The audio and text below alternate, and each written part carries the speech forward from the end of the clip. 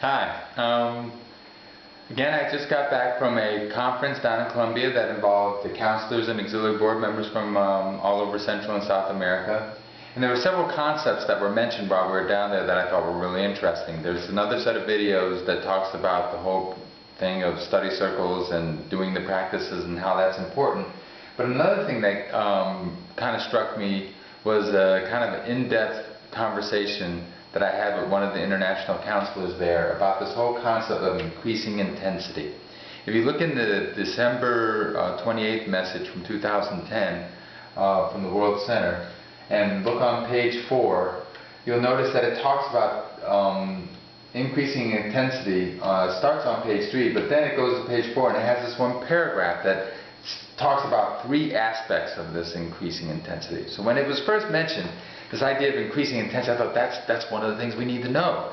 If we're going to have clusters, we're going to need to start the process off in the clusters and go to milestone 1, but after that we really want to increase the intensity. We want to do things bigger and better so that we can continue on and move to milestone 2. So what is this increasing intensity all about?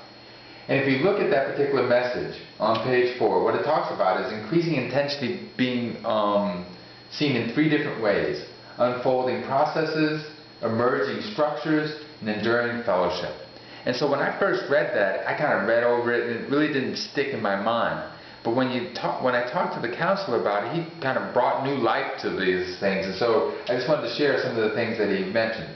First of all, the idea is when we talk about these unfolding processes, one of the things we're looking at is the different processes in the cluster and institute process that makes this whole process work overall. One of those processes is advancing people through the series of different services that we do. So you look at someone being, let's say, a child starting off in children's classes, they're going over the junior youth groups, they go through and start study circles, then they start doing service of their own. Do we have that process down? Are we really working that process well? When someone's a child and about to get to the junior youth group age, is there conversations between the children's class teachers and the junior youth teachers to make sure that transition is smooth? The same thing between these transitions as well. Is everybody in the cluster communicating with each other to make sure everybody knows what's going on? Also, the process of developing resources. So for example, if we have a youth in the community, do we have a process in place where that youth can then become trained and accompanied and taken care of so they can become a children's class teacher? And then they can go on to begin to accompany others in this particular area, and then they can eventually become a coordinator or assistant in some regard. Do we have that process down and in place? Another important process, of course, is the 3-month cycle. Do we understand what those 3-month cycles are all about? Are we doing the expansion and consolidation and everything else that we're supposed to be doing? And do we have it in the regular 3-month period?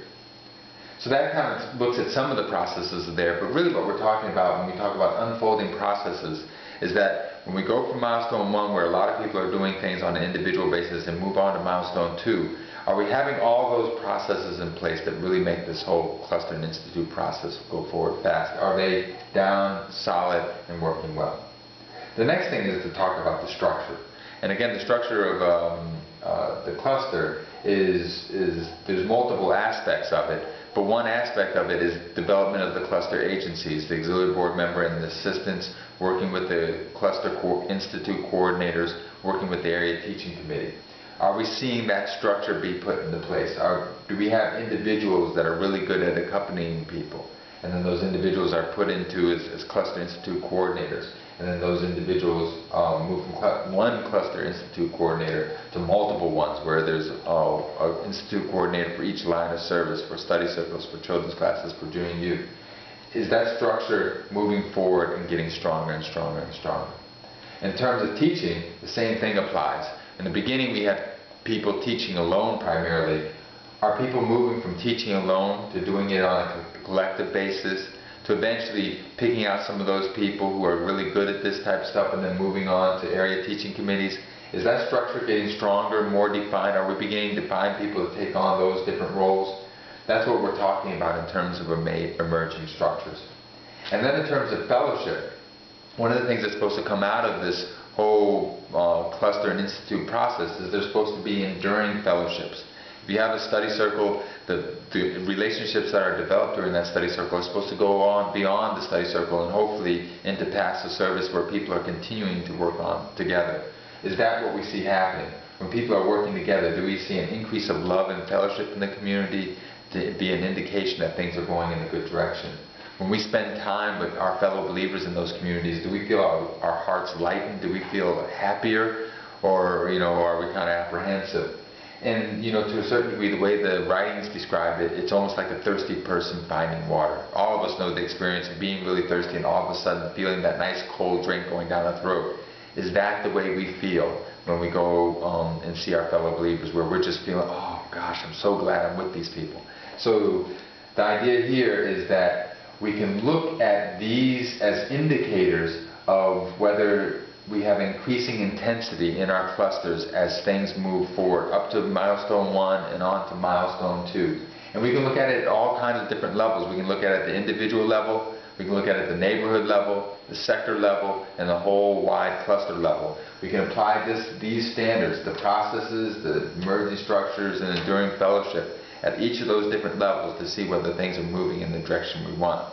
And if we do see advancement in these areas, then it must mean that we're seeing increasing intensity and we're doing what we need to do to eventually move to milestone 2 and have intensive programs of growth. That's about it. Thanks.